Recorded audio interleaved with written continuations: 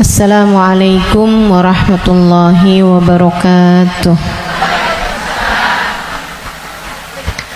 Alhamdulillah, wassalatu wassalamu ala rasulillah Muhammad ibn Abdillah wa ala alihi wa sahbihi wa man walah. Subhanaka la ilma lana illa ma 'allamtana innaka antal alimul hakim. Rabbi shrah li sadri wa yassir li amri wahlul 'uqdatan min lisani yafqahu qawli. Amma ba'du. Betapa kematian sesuatu yang pasti. Allah Subhanahu wa taala berfirman dalam Al-Qur'an. Kata Allah, fa'bud rabbaka hatta ya'tiyakal yaqin. Fa'bud rabbaka hatta ya'tiyakal yaqin. Sembahlah Allah Subhanahu wa taala Tuhanmu. Kamu sembah Allah Subhanahu wa taala hatta ya'tiyakal yaqin. Sampai kapan kita nih diminta buat nyembah Allah? Sampai kapan kita diminta buat ibadah? Kata Allah, hatta ya'tiyakal yaqin, sampai datang sesuatu yang pasti. Apa yang pasti? Ayil maut. Yang dimaksudkan dengan suatu yang pasti itu adalah mati. Karenanya siapapun kamu di atas muka bumi ini harus belajar, berusaha buat jadi hamba Allah Subhanahu wa taala yang taat. Mudah-mudahan Allah mudahkan. Amin ya rabbal alamin. Jadi orang hidup nggak ada yang pasti, teman-teman. Nggak ada yang pasti buat orang yang hidup. Ada yang mulai dari kecil sakit terus ada. Nggak ada yang pasti hidup itu. Yang pasti ketika seseorang hidup hanya satu, namanya mati. Kalau kamu diberi kehidupan, maka satu waktu nanti kehidupan tersebut akan diambil kembali oleh Allah Subhanahu wa taala. Sebab memang hidup di dunia, begitu kamu diberi kehidupannya, udah pasti kamu akan berjumpa dengan kematian. Nggak ada yang pasti dalam hidup selain mati. Nah, kalau emang yang pasti itu mati, ngapain sisa hidup nggak dipakai buat berbekal menuju sesuatu yang pasti? Ngapain bekalannya untuk sesuatu yang nggak pasti? Misalnya nih, kamu umur tamat SMA, umur 15. Kalau kamu berpikir bahwa saya umur segini berarti udah deket lagi mau nikah, bekalan menuju nikah. Misalnya, apa yang kamu kerjakan? Hidung kurang mancung, mancungin alis kurang nyelirit, kurang bulan sabit, kamu sabitin alis kamu. Bibir kurang. Sekarang ini musim orang suka bibir lebar-lebar. Ya udah dah, saya tambahin biar agak turun bibirnya, biar doer bibirnya. Kalau kamu berpikir bahwa kamu akan menuju kepada kematian, kalau kamu berpikir kamu akan menuju kepada pernikahan, kamu kemudian berbekal menuju ke arah sana. Tapi kan sebenarnya nikahnya emang udah pasti? Belum pasti nikahnya. Betul? Orang hidup nggak pasti nikah, teman-teman. Berarti kalau kayak gitu gimana nih caranya nih? Gimana cara kita menjadikan hidup kita bermakna? Takutnya udah siap-siap, tahu-tahu nggak dapet, iya kan? Kan sia-sia. Kalau gitu yang pasti aja, kamu hidup biar bermakna. Pastikan hidupmu adalah saatmu berbekal menuju kepada kematian. Saya tuh waktu SD kabarnya pinter. Mungkin ada guru-guru saya di sini. Selamat pagi Bu Guru. Kabarnya dulu pinter waktu saya sekolah. Sehingga sekalian saya muliakan, tapi saya dulu selalu punya pikiran bahwa bisa jadi umur saya nggak panjang. Walaupun ternyata itu tidak terbukti ya. Sampai dengan sekarang saya masih ada di atas muka bumi ini, udah panjang hidup saya. Dulu itu saya selalu berpikir bahwa bisa saja umur saya nggak panjang. Saya SD, itu saya punya temen sekolah siang, sekolah madrasah, namanya Madrasah Al-Wasliyah. Saya punya temen meninggal dunia, masih seumuran saya gitu kurang lebih. Sejak saat itu saya kayak selalu berpikir bahwa bisa jadi umur saya nggak panjang, bisa saja saya juga meninggal dunia gitu. Akhirnya saya suka berpikir bahwa apa yang harus saya lakukan untuk menjadikan yang saya kerja akan bermanfaat kalau umur saya pendek. Akhirnya saya jadi mikir, kalau saya jadi dokter, umurnya harus panjang loh dokter itu, karena sekolahnya lama. SMP, SMA, kan saya ceritanya SD, SMP, SMA, kuliah. Kuliahnya S1, habis itu S2, habis itu ST katanya. Buat jadi dokter spesialis itu kan mesti banyak sekolahnya, apalagi kalau mau spesialis yang spesialis lagi gitu, buat jadi dokter yang bagus.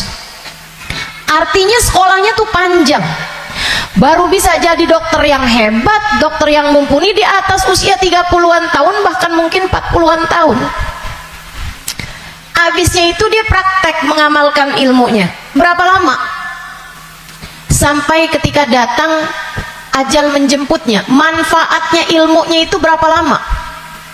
Untuk bisa dipraktekkan bermanfaat buat umat manusia gitu. Sampai dengan berapa lama? Sebentar aja berarti. Kita aja kalau udah dirawat sama dokter yang terlalu tua rada was-was. Betul nggak? Dokternya mau nulis resep, ambil kacamata dulu gitu kan. Terus nulisnya agak, tangannya gemeteran. Takut kita. Ini kalau misalnya dia ngelihatnya salah-salah gitu kan. Atau dia mau nyuntik, tangannya udah gemeteran. Waduh, dah. Kayaknya rada gimana gitu. Tapi kita sama dokter muda juga kita ragu-ragu. Betul gak? Coba tuh. Betapa ternyata mau jadi dokter aja itu umurnya cuman dari sekitar 40 sampai ke 50 atau 60 tahun dah gitu. Cuman segitu doang. Sisanya udah enggak tuh. Udah enggak maksimal. Saudaraku sekalian saya muliakan, saya jadi mikir gitu. Wah, kalau gitu nggak usah jadi dokter deh, takutnya umur-umur 30-an tahun saya meninggal, saya nggak bakalan apa-apa nih. Apa ilmu, apa hal yang bisa membuat saya bisa nggak nyesel kalau saya mati muda? Itu yang saya pikirkan lagi zaman saya SD. Hingga akhirnya saya memutuskan untuk saya akan belajar di pondok pesantren. Biar saya kenal sama agama Allah, biar saya ngerti caranya jadi hamba Allah, biar saya kenal sama baginda pemimpin agama saya, baginda Nabi besar Muhammad,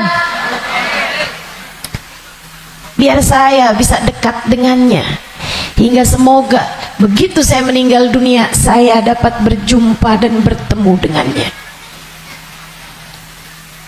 Itu harapan saya.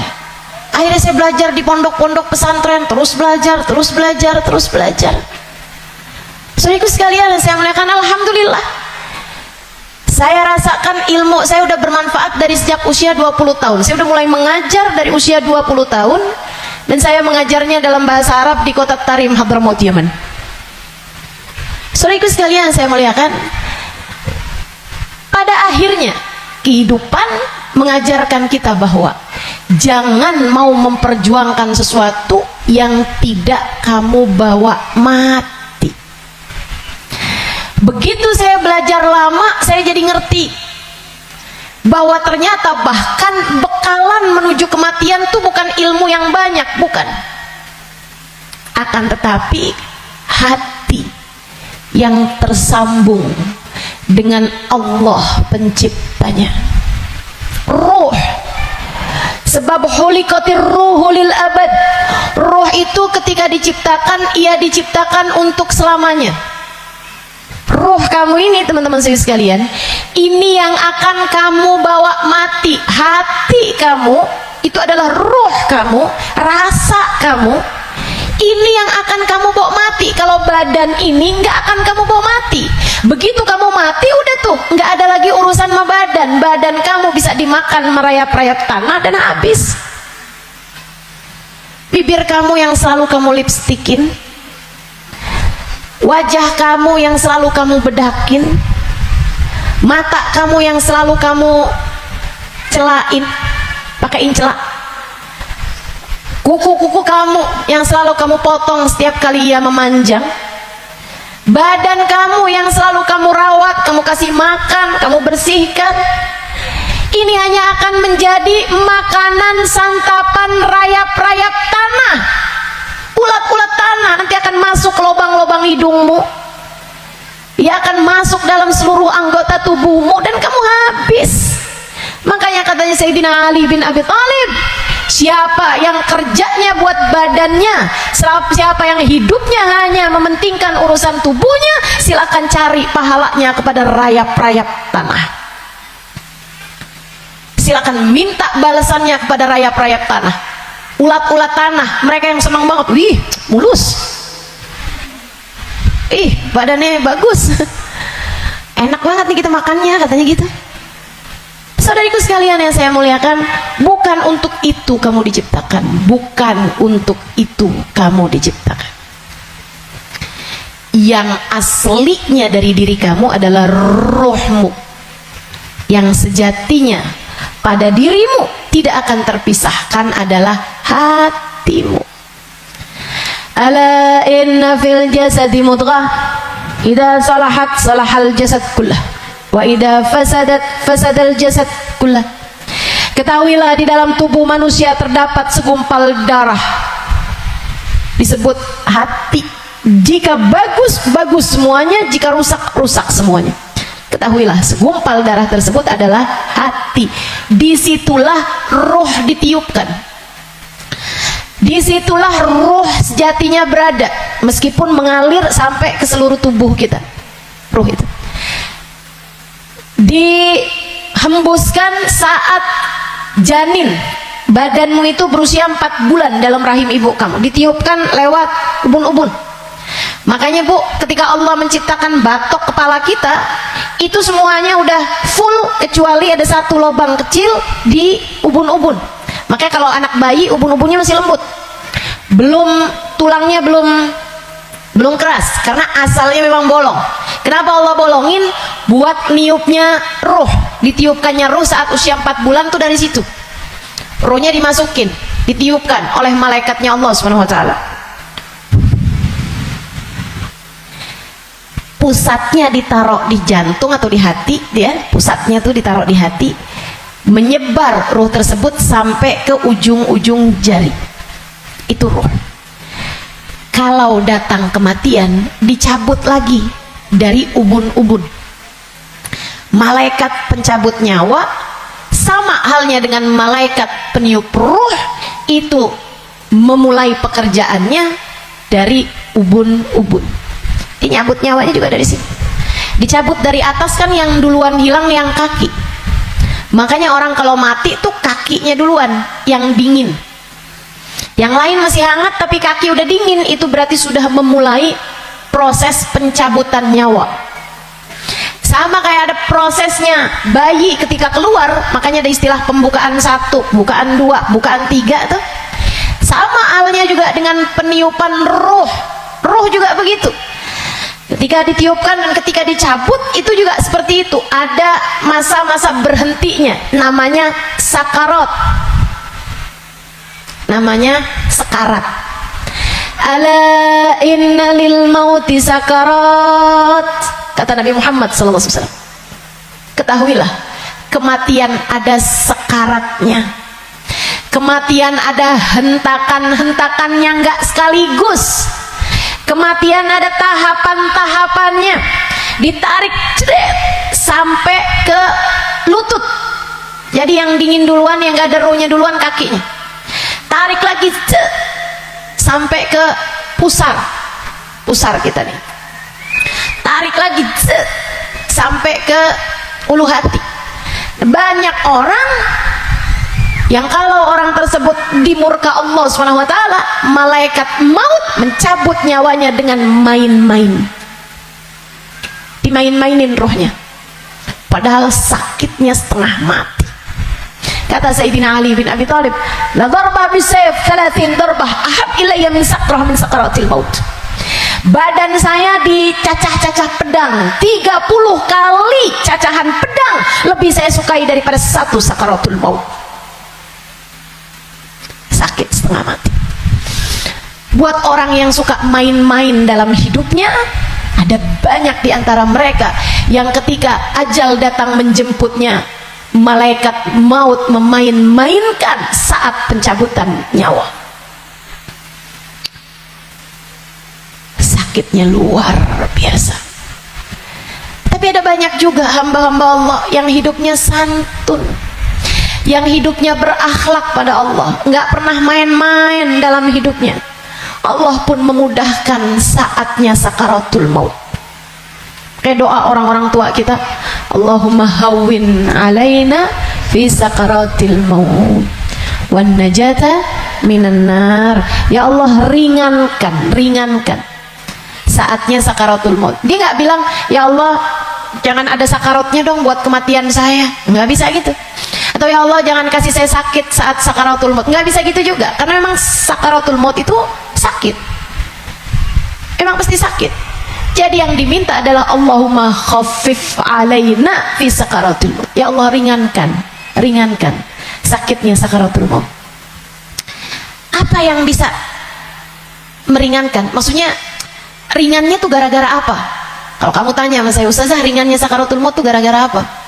Saudara sekalian, sesuatu itu sakit bisa jadi ringan itu karena dua hal. Satu, karena memang sakitnya itu levelnya jadi ringan, kan begitu? Sakit kan ada level-levelnya. Memang Allah jadikan sakitnya itu ringan, jadi berkurang sakitnya. Itu banyak yang seperti itu, sehingga sakaratul mautnya kayak nggak sakarat gitu, karena sama sekali nggak kesakitan. Ada yang begitu, memang diringankan Allah SWT, level sakitnya memang diturunkan oleh Allah SWT, semacam itu. Atau yang kedua, Allah alihkan fokusnya sehingga dia jadi kayak nggak berasa sakaratul maut, karena Allah memalingkan fokusnya bukan kepada sakitnya, tapi kepada sesuatu yang lain. Apa? Allah palingkannya dengan apa? Yang paling indahnya, yang paling enaknya adalah dengan dihadirkannya baginda Nabi besar Muhammad sallallahu alaihi wasallam di saat sakaratul maut tersebut. Sakit, tapi nggak jadi terasa sakitnya, sebab ia bisa lihat Nabi Muhammad, sebab dihadirkan Nabi Muhammad untuknya. Sakit, tapi ya nggak terasa. Gimana coba? Gimana sakitnya mau terasa kalau kamu bisa ketemu Nabi Muhammad? Nabi Muhammad misalnya berkata kepadamu, selamat datang wahai umatku. Ya udah nggak ada lagi rasa sakitnya, teman-teman. Udah jadi indah semuanya. Banyak yang begitu juga. Kekasih berjumpa dengan kekasihnya di saat sakaratul maut. Banyak. Kita Ustazah gak tahu deh, minta aja, doa aja, walaupun gak pantas, biar gak nyesel. Betul gak? Betul gak? Mau doa tapi rasanya kayak gak pantas gitu Ustazah. Orang kayak saya kematiannya dijemput sama Nabi Muhammad, emang gak pantas. Yang kayak kamu ngomongin orang, yang kayak kamu kalau sholat berantakan, betul? Ngarepin kematiannya dijemput sama Nabi Muhammad, siapa kamu? Betul gak? Sama. Saya juga berpikir hal yang sama denganmu. siapa saya sampai saya berharap kematian saya dijemput sama Nabi Muhammad. Tidak ada di antara kita yang pantas, nggak ada di antara kita yang layak, nggak ada. Tidak saya, tidak kamu, sama. Tapi kita tetap berdoa, kita tetap meminta kepada Allah Subhanahu wa taala. Kali-kali aja doa kita diijabah. Siapa tahu, ya kan? Siapa tahu. Soalnya takut kalau nggak minta nyesel. Sebab Nabi Muhammad itu dermawan.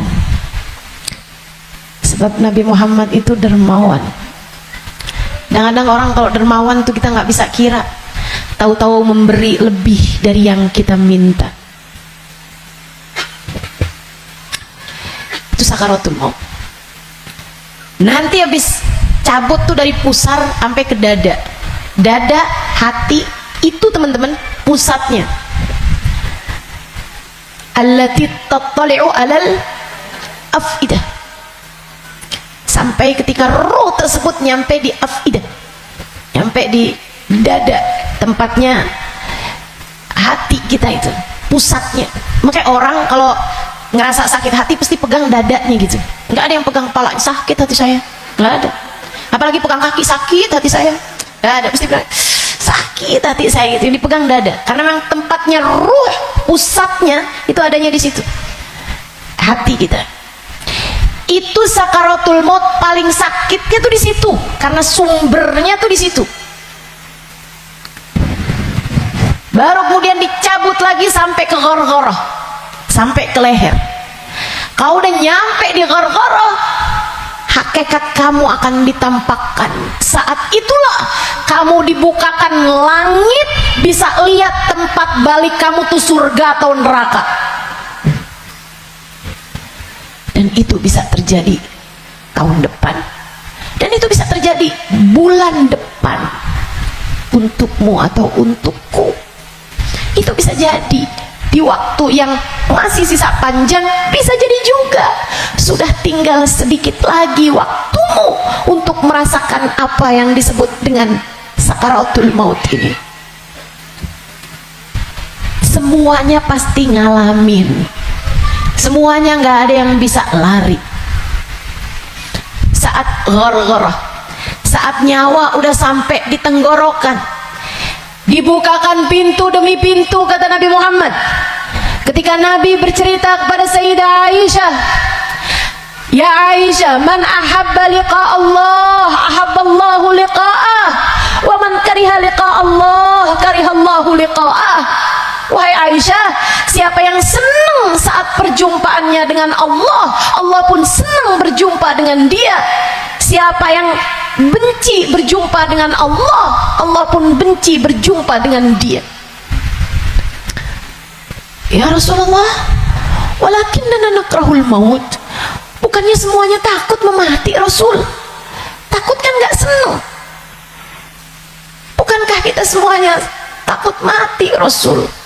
Kalau takut mati kan artinya kita nggak senang. Kalau kita nggak senang, Allah nggak senang juga dong ketemu kita. Nggak gitu Aisyah. Tapi nanti saat ghargharah, saat nyawa sudah di tenggorokan, Allah akan bukakan langit-langit dan Allah akan perlihatkan tempat kembali bagi roh seseorang. Rohnya itu baliknya kemana?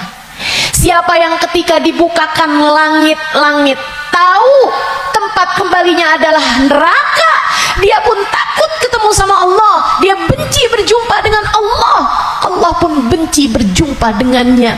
Walaupun dia bunuh diri sekalipun, dia bunuh diri nih, pengen mati kan orang bunuh diri, tapi begitu ruhnya sampai di tenggorokan, begitu dia lihat tempat kembalinya adalah neraka, dia pun takut, kepengen gak jadi bunuh diri, dia pun pengen balik hidup lagi. Karena dia lihat ternyata tempat kembalinya adalah neraka yang sangat menakutkan. Dia benci berjumpa dengan Allah, Allah pun benci berjumpa dengannya.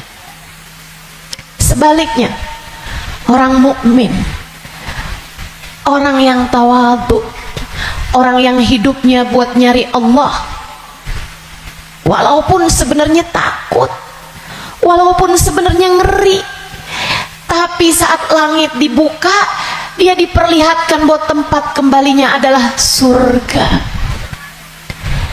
Dia pun rindu, dia pun ingin, dia pun cinta untuk berjumpa dengan Allah. Dia pun bahagia, dia sukacita berjumpa dengan Allah. Allah pun sukacita berjumpa dengannya. Allah pun suka untuk berjumpa dengannya. Nih, saat ghargharah ini Allah cerita dalam Al-Quran di surat Al-Mu'minun, hatta idza jaa ahadahumul maut qala rabbi irji'un la'alli a'malu salihan fima taraktu kalla innaha kalimatun huwa qailuha wa min waraihim barzakhun ila yaumi yub'atsun. Sadaqallahul azim. Kata Allah, sampai ketika kematian datang kepada kalian,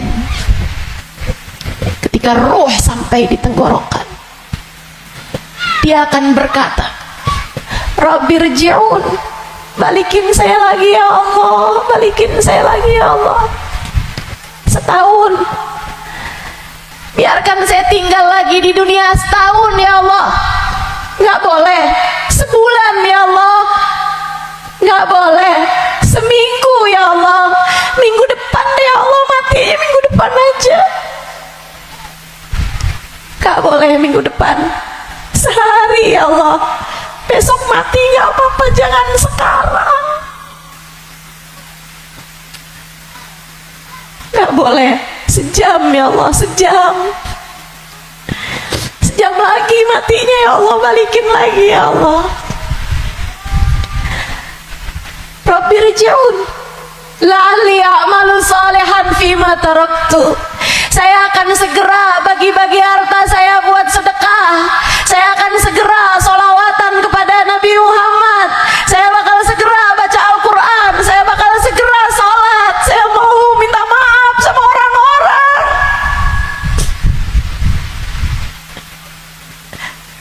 Saya mau minta maaf sama orang-orang. Sisakan untuk waktu walaupun 1 jam. La'alli a'malu salihan fima taraktu. Aku akan mengerjakan kebaikan yang selama ini saya tinggalkan. Apa jawab Allah? Kalla innaha kalimatun huwa qailuha. Nggak ada. Sekarang kalimatmu itu hanya jadi omong kosong belaka.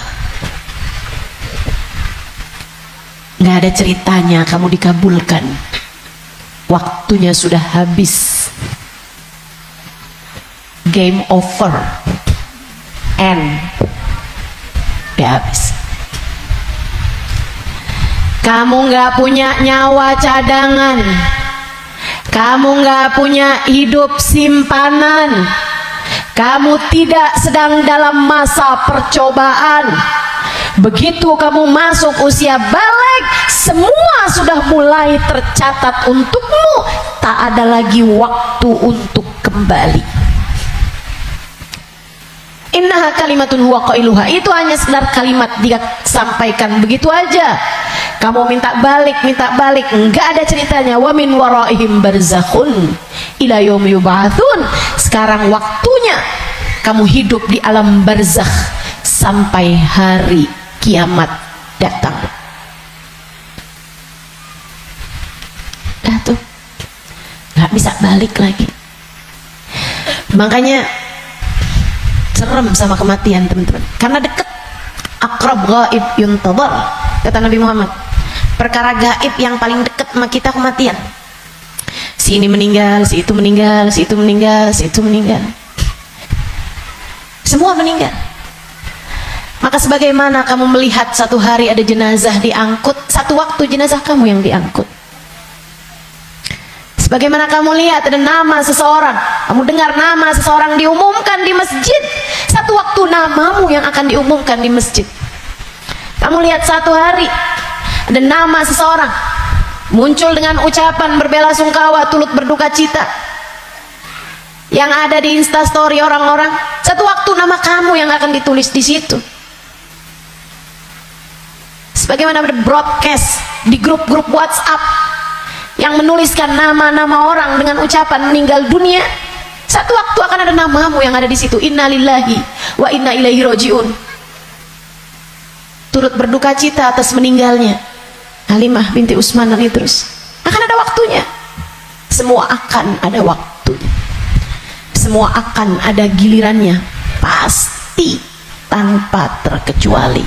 Kamu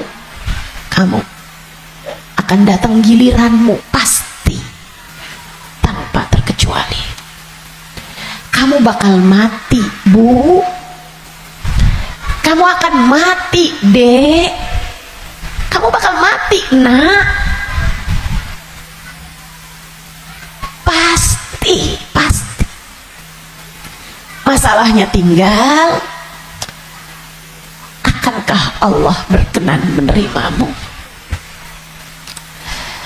Saya tuh dulu suka liatin tulisan kalau ada orang meninggal dunia, semoga rohnya diterima di sisi Allah.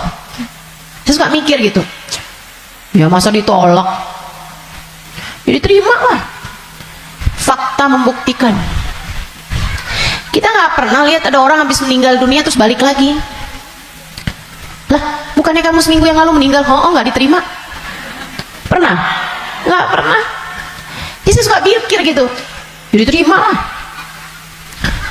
Masa mau ditolak? Orang meninggal mau meninggal gitu. Tapi sesudah saya belajar, tuh waktu saya kecil mikirnya begitu. Sesudah saya belajar di pondok pesantren, belajar terus. Saya jadi paham betapa berartinya ucapan itu. Sebab kamu, saya, ketika meninggal dunia akan menjadi salah satu dari dua kelompok orang. Ada yang ruhnya diterima di sisi Allah dengan penuh keridhaan. Ada yang ruhnya diusir dari rahmatnya Allah sebab Allah murka kepadanya. Kalau waktu hidup kayak gini nih, kamu lagi punya perlu, kamu datang ke rumah saudaramu, ditolak dari yang satu, bisa kamu datang ke tempat saudaramu yang lain. Anak kamu harus masuk rumah sakit, harus segera dioperasi, misalnya gitu. Harus ada DP yang harus kamu bayar, atau ada keperluan apapun misalnya. Kamu bisa datang ke tempat saudaramu, dia nggak bukain pintu, kamu bisa datang ke tempat yang lain. Dia nggak ngasih, kamu bisa datang ke tempat yang lain. Kamu misalnya mau bikin kopi, gulanya nggak ada, misalnya gitu, kamu bisa datang ke tempat saudara kamu sebelah kamu, tetangga kamu, nggak dikasih, nggak dibukain pintu, atau dibilang nggak ada misalnya, bisa lagi ke tempat saudaranya, tempat sebelahnya. Orang hidup ini andai ditolak dari yang satu, kita masih punya pilihan tempat yang lain. Seapa-apanya masih ada pilihan tempat yang lain. Tapi kalau kamu meninggal dunia, kamu hanya akan menjadi wa inna ilaihi rajiun, hanya akan kembali kepada Allah Subhanahu wa taala. Kalau pintu rahmatnya Allah tertutup darimu, kalau kamu diusir dari kasih sayang Allah Subhanahu wa taala, Allah tidak berkenan menerimamu, kemana kiranya kamu akan pergi? Terusir dari pintu rahmatnya Allah, kamu mau kemana? Bu, Kak, Dek, Nak, saya sampaikan ini dengan sungguh-sungguh. Jangan pernah mau main-main dalam hidupmu. Jangan main-main sama hidup. Sebab selama kamu hidup, kematian masih akan membayangi. Dan begitu datang kematian sementara Allah belum ridho kepadamu, sangat mungkin rohmu tidak diterima Allah, hingga Allah pun mengusirmu dari pintu rahmatnya, dan kamu dikembalikan kepada lembah kemurkaannya.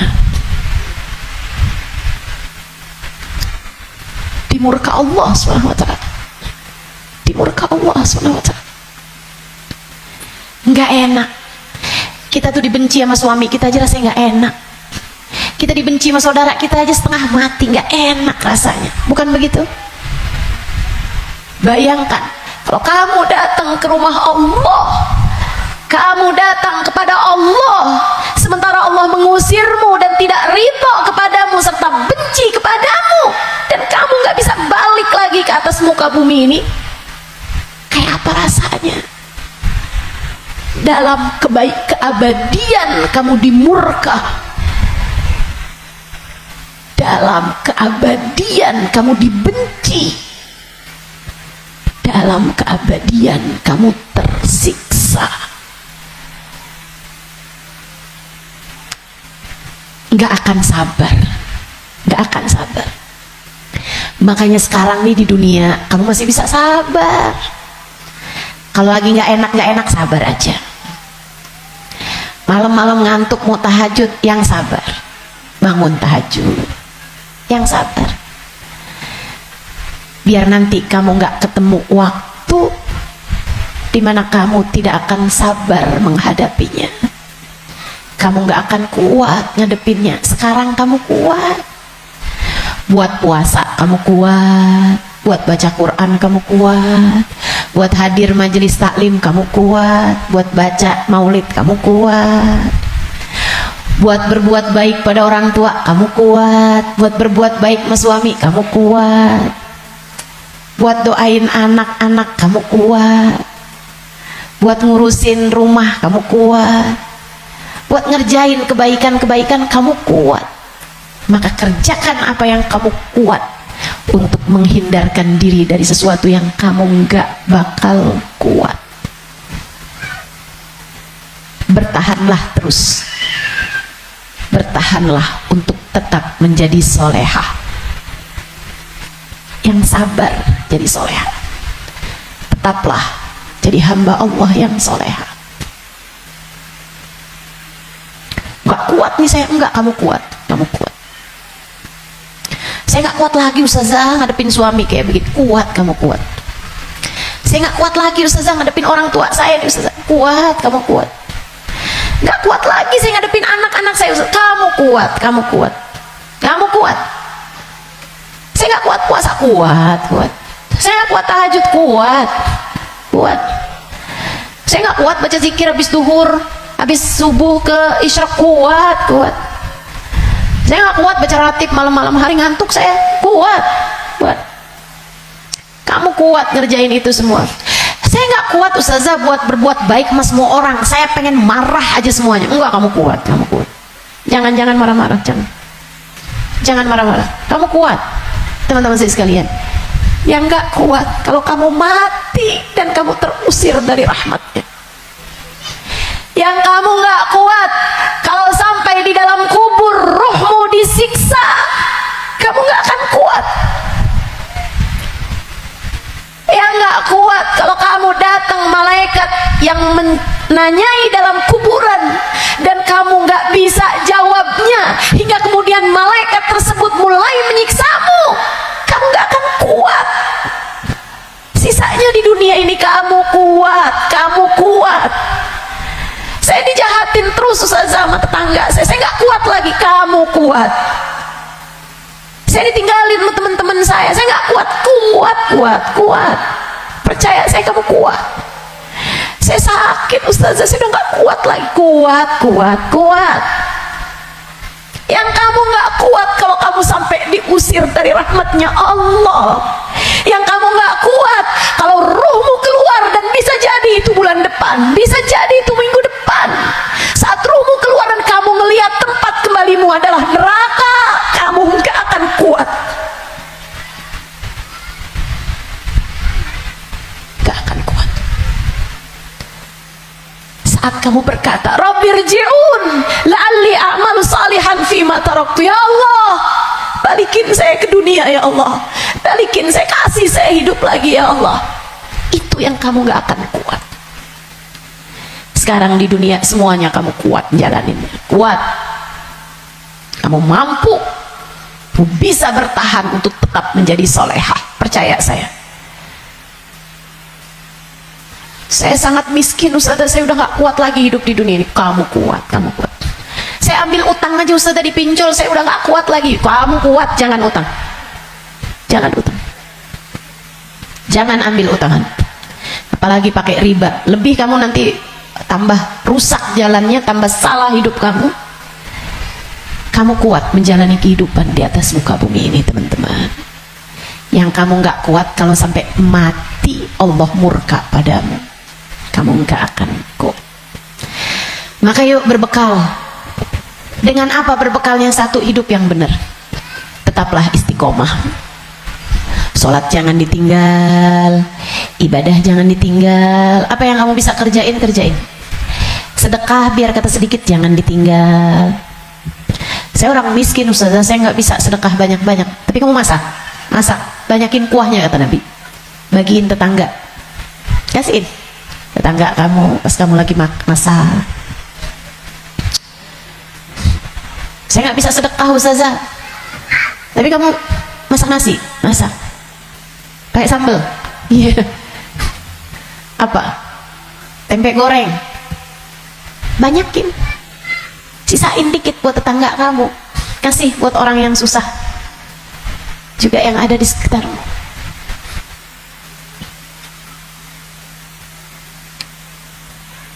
Itu pesan Nabi kita Muhammad SAW.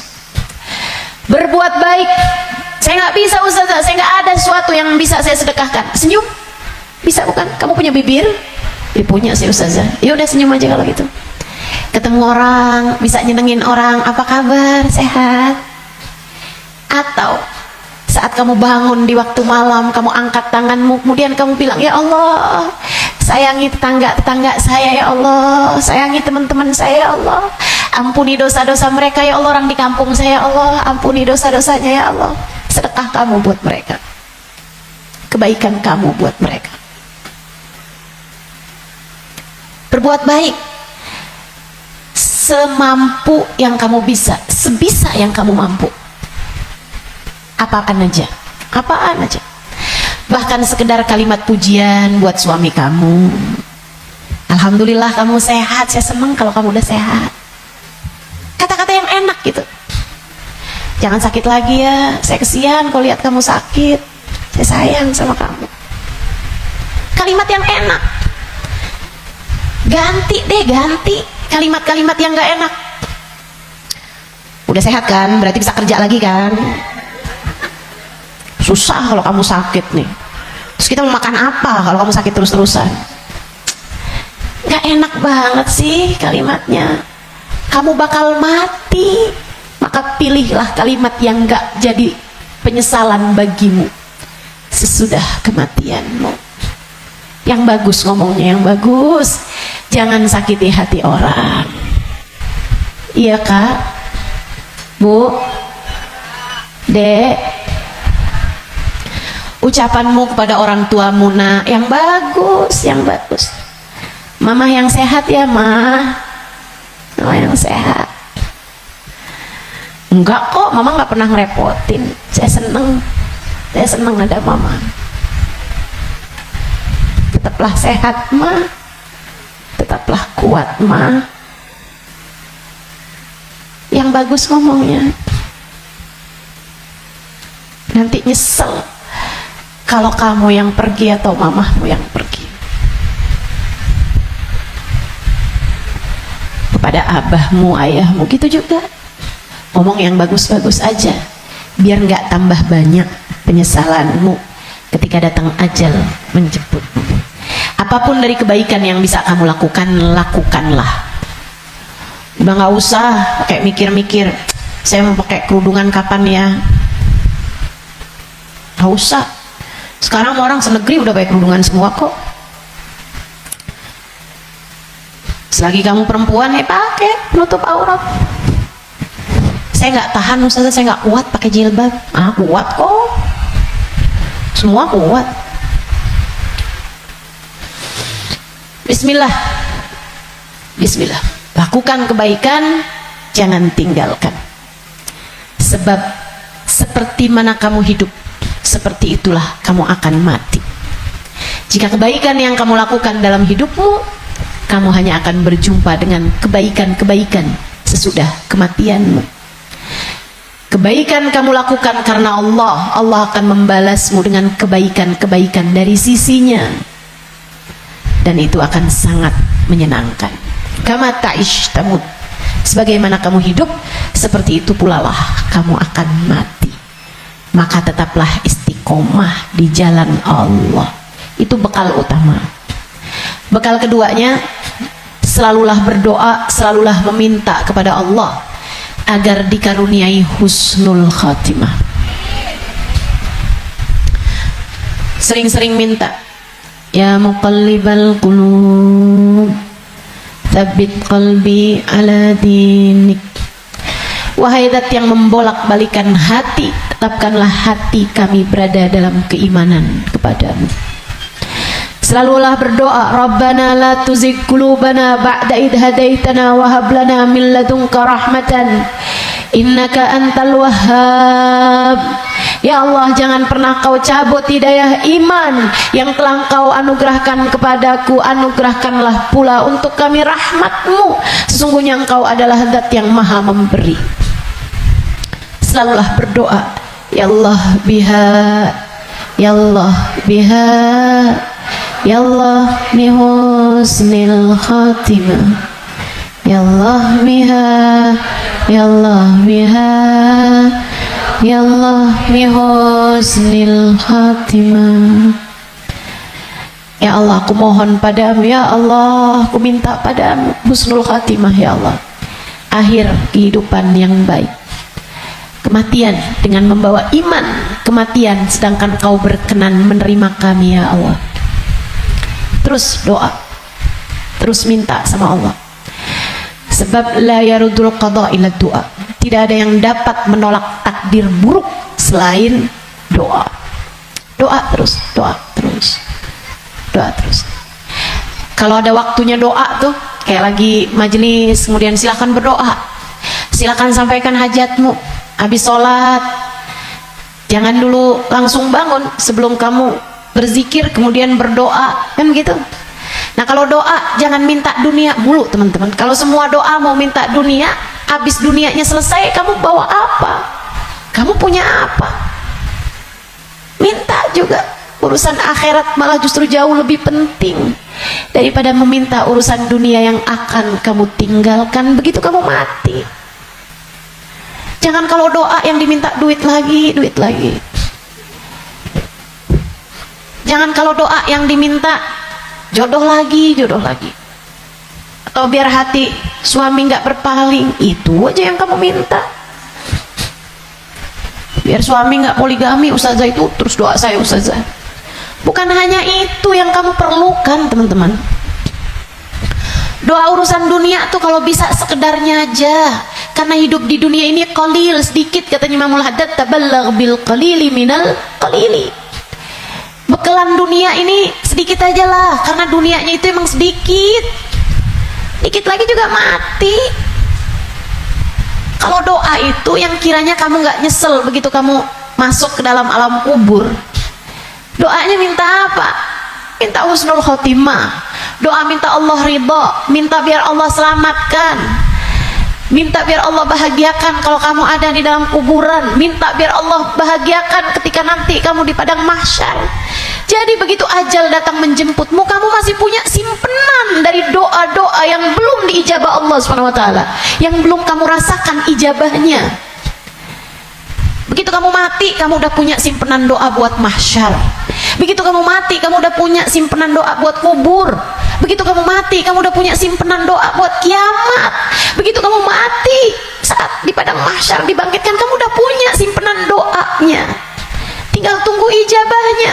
Nah, kalau doanya belum pernah kamu doain, gimana mau ngarepin ijabahnya? Nah, kamu nggak pernah minta. Ya Allah, kubur saya, ya Allah, saya sekarang maunya kubur saya biar seneng, ya Allah. Ternyata kok nggak seneng, kata Allah. Nah, kamu nggak pernah minta. Di dunia yang sering mintanya, biar nanti kamu dapat ijabahnya. Di dunia yang sering minta, ya Allah, jadikan kami ada dalam rombongan Nabi Muhammad. Jadikan kami ada dalam rombongan umat Nabi Muhammad, ya Allah. Jangan cuma di majelis maulid aja doanya. Saat tahajud tuh kamu doa, minta ya Allah, nanti di akhirat ya Allah jadikan saya ada dalam rombongan Nabi Muhammad. Biar nanti begitu kamu mati, kamu udah punya simpenan doanya, tinggal nunggu ijabahnya. Kata Allah, ud'uni astajib lakum, mintalah, niscaya akan aku beri. Jadi di akhirat kamu tinggal nungguin saat doa mau diijabah. Sebab kalau kamu mintanya nanti gitu kan di akhirat, ya itu tadi kata Allah, innaha kalimatun waqailuha, kalimatmu tuh gak ada artinya lagi, gak ada maknanya lagi. Sebab akhirat bukanlah tempat berbuat, dunia ini tempatnya berbuat, akhirat hanyalah tempat untuk dibalas. Kalau saatmu di dunia kamu hanya minta dunia, apa yang kamu persiapkan buat sesudah kematianmu? Simpenin doa-doa yang banyak buat akhirat, karena akhirat itu jauh lebih panjang, jauh lebih penting, jauh lebih berarti, jauh lebih bermakna. Dunia ini hanya sebentar, teman-teman. Jangan sampai nyesel. Jangan sampai nyesel. Doa tidak pernah hanya sekedar, itu adalah semua yang kamu perlukan. Kita semua perlu doa, semua perlu doa. Makanya banyak-banyak doa, minta sama Allah agar kehidupan kamu sesudah kematian menjadi kehidupan yang menyenangkan. Amin ya rabbal. Satu tadi istiqomah, taat, bekal menuju kematian ya. Yang kedua tadi apa? Doa. Yang ketiga, teman-teman saudaraku sekalian, bekal menuju kematian itu ampunan dari Allah SWT. Itu bisa kamu dapat dengan memohon ampunan, beristighfar, dan bertaubat, meninggalkan dosa-dosa. Kamu mau berbekal menuju kematianmu, tinggalin dosa, tinggalin dosa, tinggalin dosa. Udah deh, ucapkan selamat tinggal buat dosa-dosa. Adik-adik yang sudah umur 20-an tahun belum datang jodoh, ustazah saya pacaran ya, jangan. Kenapa ustazah? Dosa. Tinggalin dosa. Kamu belum tentu punya waktunya buat taubat.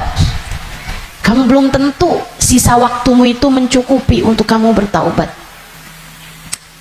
Nggak usah deket-deket sama dosa. Ya ustazah, kalau nggak pacaran kita nggak nikah ustazah. Siapa bilang? Banyak kok orang-orang nikah nggak pakai pacaran, dan banyak juga orang pacarannya sama siapa, nikahnya sama siapa. Betul, betul. Ngapain kamu menghabiskan energi, menghabiskan rasa hanya untuk menjaga jodoh orang? Ngapain? Udah jauh lebih aman, kamu nggak usah jagain jodoh orang, kamu jagain hidup kamu sendiri. Sebab yang akan mendapatkan balasannya adalah dirimu sendiri. Dek, Nabi Muhammad tuh seneng sama pemuda-pemuda yang taat, lebih daripada senengnya Nabi Muhammad sama orang-orang tua yang taat. Jadi kamu nggak usah nunggu tua buat taat, kamu nggak usah nunggu tua buat deket sama Nabi Muhammad. Justru di saat kamu masih muda, andai pun kamu nanti sampai tua, justru di saat muda nih kesempatan kamu buat deket sama Nabi Muhammad. Sebab Nabi senang sama pemuda-pemudi yang hidup dalam menjalani taat kepada Allah SWT. Dijanjiin barengan sama Nabi Muhammad, dijanjiin ada dalam naungan di bawah arsy Allah di saat tidak ada naungan kecuali naungan Allah. Syab nasya fi taatillah, pemuda, pemudi, laki-laki, perempuan, muda yang hidup dalam taat pada Allah SWT.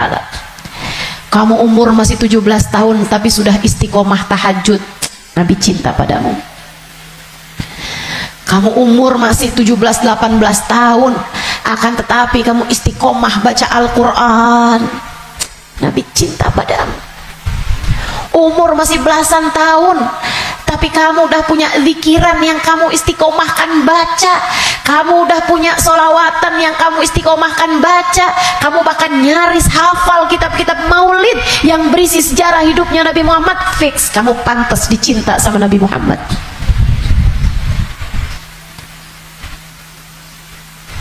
kamu punya kesempatan besar untuk bisa jadi orang yang kelak di hari akhirat nanti membersamai Nabi Muhammad.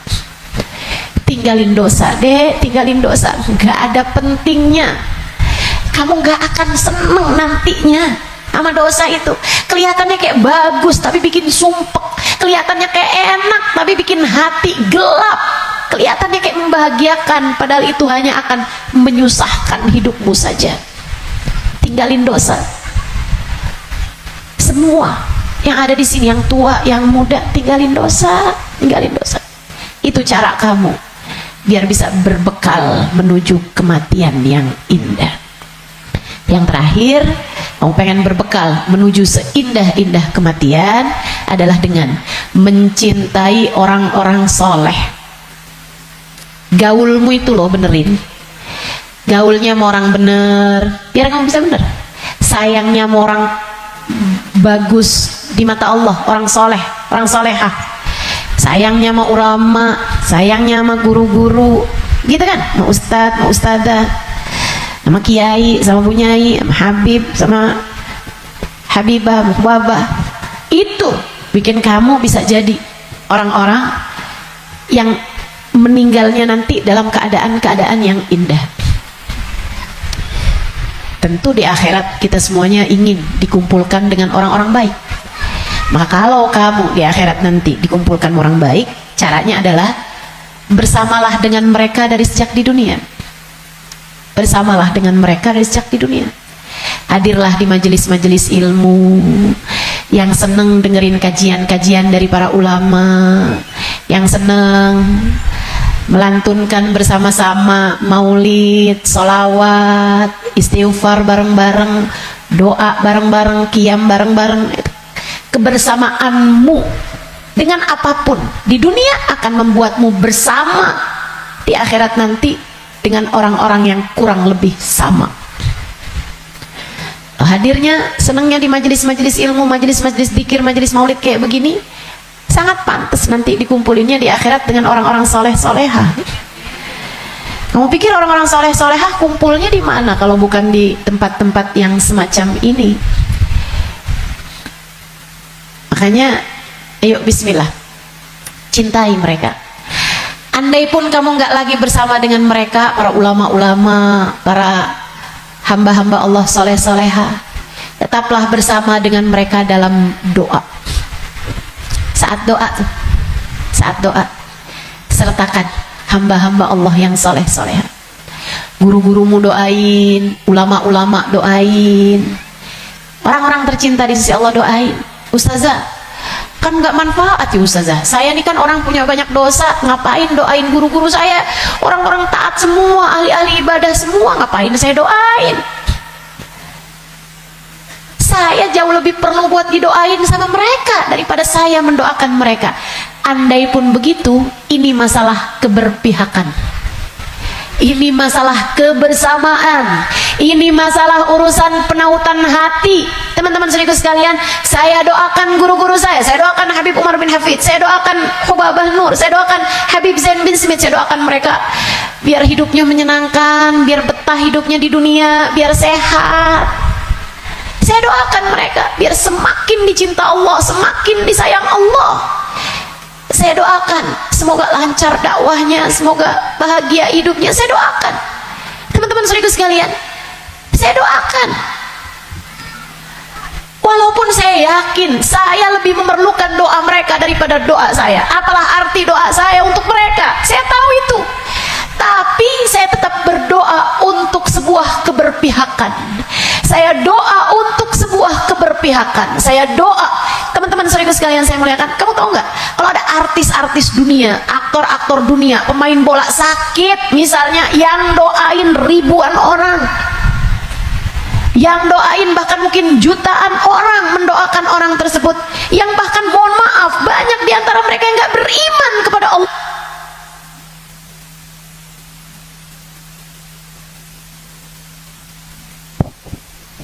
Yang bahkan banyak diantara mereka yang tidak beriman kepada Allah Subhanahu wa Ta'ala. Kenapa orang-orang mau mendoakan orang tersebut? Itu dia tuh namanya keberpihakan, penautan hati. Kita doain guru-guru kita, walaupun kita merasa kita lebih perlu doa mereka daripada doa kita, daripada mereka terhadap doa kita. Biar Allah tahu ada orang-orang soleh dalam lisan-lisan kita. Biar Allah tahu ada mencintai para ulama di dalam hati kita. Biar Allah lihat hati kita punya cinta yang besar kepada hamba-hamba yang tercinta di sisi Allah. Pada akhirnya biar Allah tahu kita ada di jalan mereka. Kita ada di jalan mereka. Biar semoga di akhirat nanti Allah membersamakan kita bersama dengan mereka. Penting mencintai orang-orang soleh. Sebab almar'u ma'aman ahab, seseorang di akhirat nanti hanya akan dikumpulkan dengan orang yang dia cintai. Dan yang paling penting buat kita cintai, nomor satu yang ada di puncaknya adalah baginda kita Nabi besar Muhammad. Maka bekal terbesar untukmu datang di negeri akhirat adalah dengan kamu mencintai dan banyak menyebut nama Nabi Muhammad dalam solawat-solawatmu kepadanya.